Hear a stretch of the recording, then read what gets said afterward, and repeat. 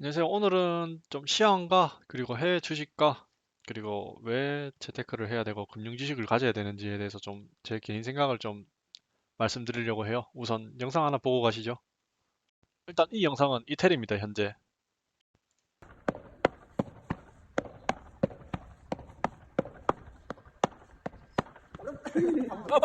그리고 어떤 주식을 쓰시냐고 물어보실 수도 있는데 저는 키움 써요. 일단 뭐 그냥 쓰던 거 쓰는 거라서 뭐 제가 이걸 홍보해서 뭐 저한테 이득이 된다는 거 아니고 뭐 키움도 있고 이베스트도 있고 한국투자도 있고 뭐 미래 에셋 대우 저도 이쪽은 안 써봐서 모르지만 아무튼 미래 에셋 대우도 있는 걸로 알고 있어요. 뭐 본인이 보셔서 막 이벤트도 많이 하고 있으니까 처음 계좌 만들었을 때 뭐 40달러를 그냥 준다거나 그런 이벤트도 많으니까 한번 비교하셔가지고 하셔도 됩니다. 뭐 나중에 제가 기회가 된다면 지금 현재 진행되고 있는 이벤트별로 뭐 증권사들 한번 리뷰를 한번 해보겠습니다. 뭐가 가성비가 괜찮은지.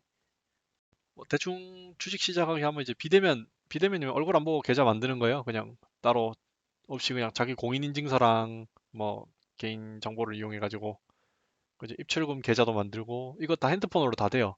컴퓨터 없으셔도 돼요. 요즘에 컴퓨터 없으신 분들 계실 텐데 그 구글 플레이 스토어 보시면 다 있습니다. 또 이제 뭐 저도 솔직히 가성비를 좋아하니까 나중에 한번 증권사별로 한번 리뷰를 할게요. 지금 미국 주식 시장이 엄청 할인하고 있으니까 할인이 끝나기 전에 한번 다룰게요. 오늘 달러 많이 올랐죠?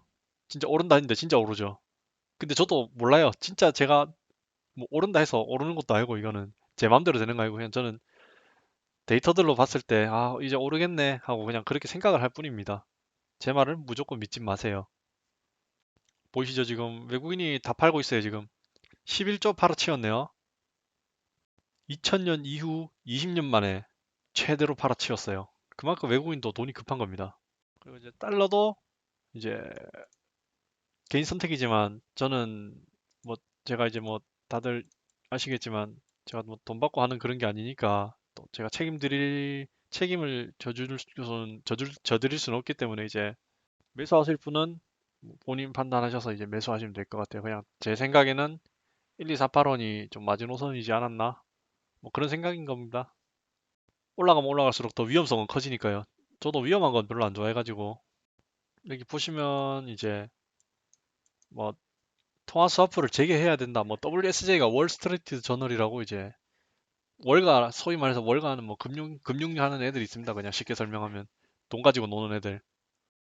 걔들 말로는 이제 뭐 해야 된다 이렇게 얘기했지만 실상은 저희가 솔직히 외교가 아주 망했어요. 저희 나라가 최근 들어서 한 2년 사이에 이제 친중 쪽으로 약간 노선을 탔기 때문에 좀 저런 타국과의 이제 좀 관계가 많이 안 좋아졌어요. 그래서 이제 미국은 통화 스와프를 맺었죠. 자기네 나라의 이제 화폐 가치를 유지하기 위해서 유럽, 뭐 영국, 일본, 캐나다, 스위스 중앙은행 등 우리 빼고 사이 좋아요, 얘들. 우리 빼고요. 우리나라 빼고. 그리고 이제 제 생각인데 이제 이런 얘기가 스멀스멀 나오고 뭐 이제 회의합니다. 뭐 통화 스와프 합시다. 뭐 이런 얘기가 나오고 한 30일 정도 뒤에 돼야 이제 뭐 체결 되지 않을까 그런 생각을 합니다. 이것도 뭐 무조건 믿으시면 안 되고요.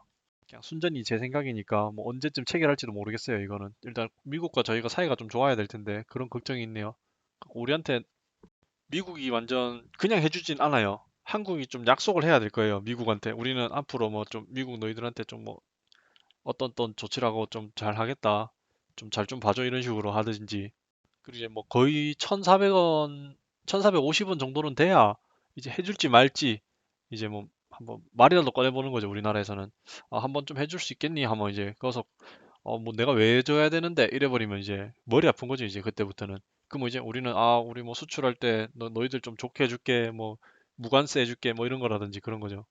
근데 실제로는 통화 스와프를 하고도 두 번이나 또 1,400원 갔다가 1,600원 갔어요. 2008년도 그 리먼 사태 때요. 또 한미 통화 스와프가 되자마자 그냥 달러 바로 팔아버리고 원화 사시면 돼요. 떡락 하거든요. 떡락 소위 말해서 쭉 내려갑니다. 그 순간. 또 다시 또 오른다 싶을 때 또 다시 사고 그런 식으로 이제 왔다 갔다 하는 거죠. 그거는 진짜 타이밍 싸움이라서. 그죠? 해외 주식을 하면 좋은 게 있어요. 제가 앞서 영상에서 말씀드렸다시피 한국은 다시 20년으로 되돌아왔어요. 20년 전으로 그냥 과거로 되돌아오고 있는 거예요. 성장이 안 되고 있어요. 우리 같은 저성장 나라들은. 그래서 이제 성장할 수 있는 가치가 있는 신흥국이나 아니면 미국이나 그러한 나라를 해야 된다는 얘기죠. 아마 앞에 영상 한번 보시면 각 나라별 성장표를 한번 보실 수 있을 거예요. 또 제가 좀 제 생각인데 이제 왜 결국 노동을 위해서 우리가 교육을 받고 노동을 위해서 노동을 하는 이유는 결국 돈 벌려고 하는 거잖아요. 근데 금융 지식만 있으면 그냥 바로 돈을 벌면 되는데 노동을 거치고 학교도 나와야 되고 이렇게 엄청난 과정이 필요하잖아요. 근데 물론 취업을 하기 위해서는 교육은 필요해요. 근데 취업 이후에 재테크도 같이 하면서 사는 거죠. 그래서 제가 생각하기에 뭐 다들 학원 다니신 분도 있고 뭐 검정고시 치신 분들도 있으실 텐데 대학교도 안 가시거나 뭐 그냥 자유로우신 분들도 계실 텐데 뭐 형편이 안 되시거나 결국은 다 돈을 벌기 위해서 살잖아요, 저희 인류가. 그래서 이제 빨리 그 돈에 대해서 좀 많이 알아야 돼요. 제가 계속 돈돈거리면 좀 그렇긴 한데 속물 같긴 한데 아무튼 그렇고 이제 제가 생각하는 부자의 기준은 사고 싶은 거 있을 때 망설이지 않는 거예요. 그냥 사고 싶네, 그냥 사는 거예요. 그런 능력이 부자의 기준이라 생각해요. 그리고 이제 돈이 없어서 불행하지 않은 거예요. 또 이쪽에 보시면 제가 은퇴하고 이제 재테크를 잘하고 은퇴를 했잖아요. 결국은 나중에 자녀를 낳고 자녀의 손자라도 이제 얼굴 한 번이라도 더 보고 싶으면 돈 있는, 돈 있는 시어머니나 시아버지가 좋지. 돈 없는 시어머니나 시아버지는 손자 얼굴도 자주 못 봐요, 솔직히 앞으로는. 사회가 그렇게 변해버렸어요. 자식들도 이제 전부 다 금수저니 은수저니 이런 식으로 이제 부모 탓 많이 하고 하니까 환경이 힘들다면 그 환경을 바꾸려고 자기 자신도 노력을 해야 된다 생각해요. 특히나 20대 중반부터는 저는 재테크를 시작하란 거라기보다는 이제 금융 지식을 가지셔야 이제 나중에 손주가 생긴다면 손주 얼굴에도 한 번 더 보고 또 며느리한테 좀 뭐 주머니에 뭐 돈 좀 꽂아주고 이러면 이제 또 며느리도 고마운 마음에 또 사근사근 잘 하겠죠. 전화도 그렇고 뭐 근데 인간은 그럴 수밖에 없어요. 주는 사람한테 잘해줄 수밖에 없어요. 아무리 뭐 그래도 일반적으로요. 제 말은 다 그렇다는 건 아니고 또 가치가 내려가는 것들에 대해서 한번 얘기해 보죠. 가치가 완전 급격하게 썩지 않은 것들, 특히나 채권, 토지 이런 이자 같은 것들은 이제 그냥 유지가 돼요. 시간이 지나도 애들이 점점 불어나는 타입이죠. 물론 주식은 내려가기도 하겠지만 채권도 마찬가지고요.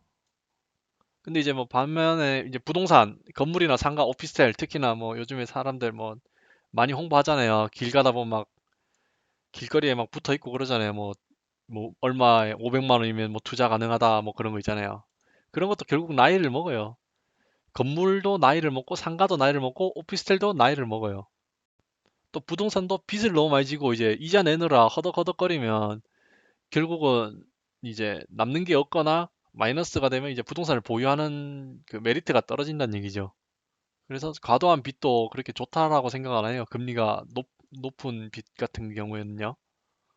또 토지도 마찬가지예요. 토지도 이전에는 좀 솔직히 땅 사놓으면 쭉쭉 오릅니다. 소위 말해서 떡상이라죠.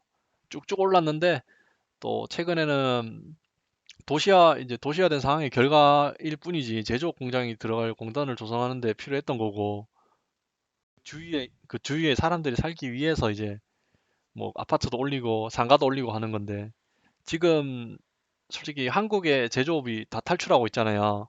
한번 뭐 좀 쉽게 설명 한번 해볼게요. 이것도 소위 말해서 이제 마스크를 하나 만드는 데 있어서 원래 인건비랑 뭐 재료비랑 이렇게 들 거 아니에요. 근데 거기서 예전에는 한 6,400원에 그리고 재료비 500원 해가지고 뭐 7,000원이었어요. 마스크를 하나 만드는데 예를 들면 지금 마스크가 귀하다 보니까 마스크로 예시를 든 거예요. 7,000원이 들었는데 이게 이번 참여정부가 되고 난 뒤에 뭐 거의 1,000원이 올라 버렸죠. 그러면 결국 마스크 8,000원에 팔아야 되는데 저희는 이제 수출 국가라고 했잖아요, 제가. 근데 해외에서는 해외 가격은 그대로인데 우리나라만 인건비가 올라 버리면 그 마스크를 만드는 사람 입장에서 8,000원에 안 팔면 팔수록 마이너스인 거예요. 그럴 수밖에 없어요, 이게. 그리고 또 한 번 더 올렸죠. 10.9%. 이래 되면 이제 또 8,800원에 팔아야 되는 거예요. 재료값 500원 해가지고 8,800원에. 그럼 외국인들이 우리나라 걸 쓰겠어요? 아니면 저 저렴한 뭐 베트남이나 멕시코나 뭐 그런 신흥 국가들의 마스크를 쓰겠어요? 어차피 재료는 배로 실어서 옮기면 돼요. 멕시코로 옮겨도 되고 베트남으로 그냥 배에 실어가지고 컨테이너에 가득 실어갖고 옮겨가지고 거기 있는 노동자를 시키면 돼요. 당연히 그러면 우리나라는 어떻게 되겠어요? 도망가죠. 모든 제조업들이. 다들 최저임금이 올라간다, 올라간다 해도 장기적으로 보면 매우 심각해지는 겁니다.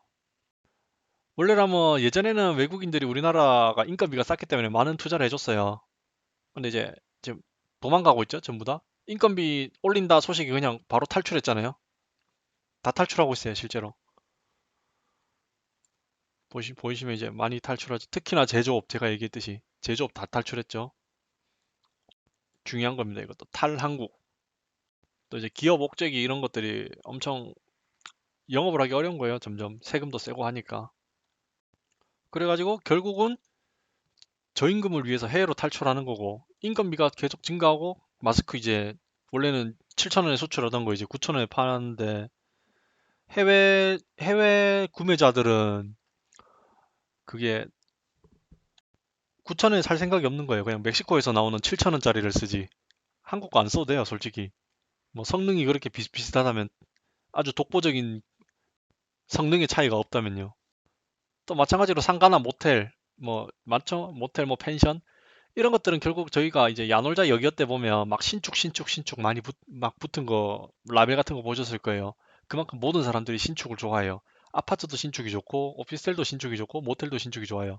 또 제가 만약에 어딜 출장을 갔는데 뭐 신축 모텔에서 자고 싶지, 뭐 30년 전이나 20년 전에 오래된 수많은 사람들이 다녀간 모텔에는 그렇게 자고 싶지 않을 것 같아요. 그래서 이제 모텔도 계속 유지비가 필요로 하는 거예요.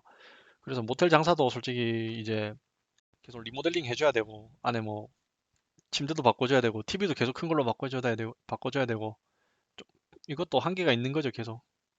일본에서는 그래서 어떤 일을 하냐면 뭐 소위 말해서 이제 와타나베 부인이라고 해요.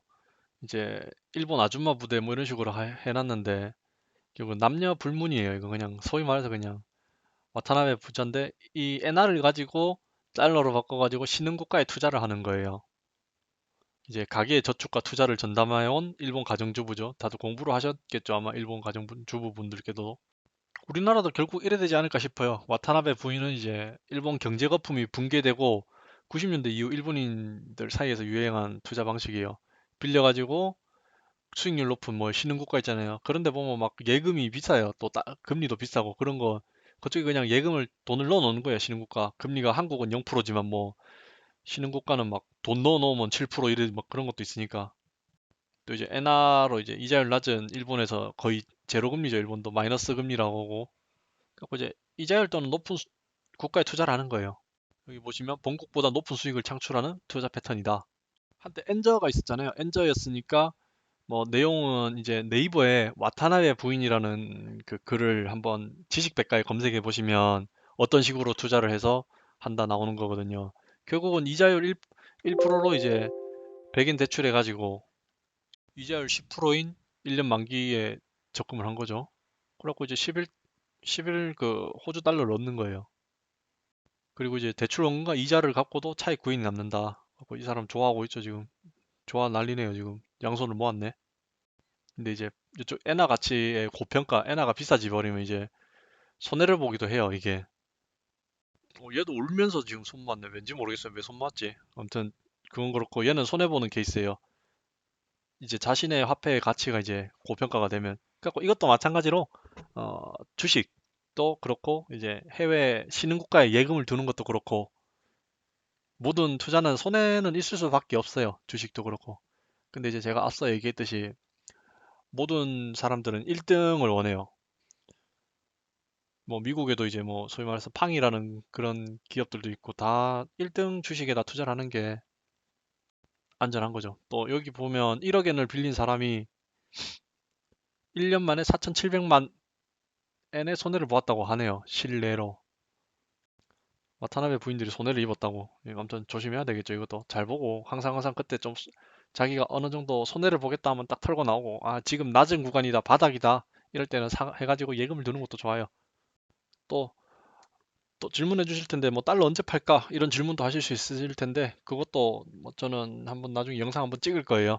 이쯤 됐으면 좀 약간 50% 정도는 팔고 50%는 보유하는 식으로 가는 게 좋지 않을까, 이런 한번 의견을 내기도 할 건데, 일단은 당장 통화 스와프가 된다, 그런 건 없고 그냥 스멀스멀 이제 연기가 피어오르는 정도예요. 아직 불이 나기까지는 좀 기다려 봐야 될 것 같아요. 아무튼 부족한 영상 여기까지 봐주셔서 감사하고, 도움이 되셨다면 구독 부탁드리겠습니다. 또 새로운 영상으로 찾아뵐게요. 감사합니다.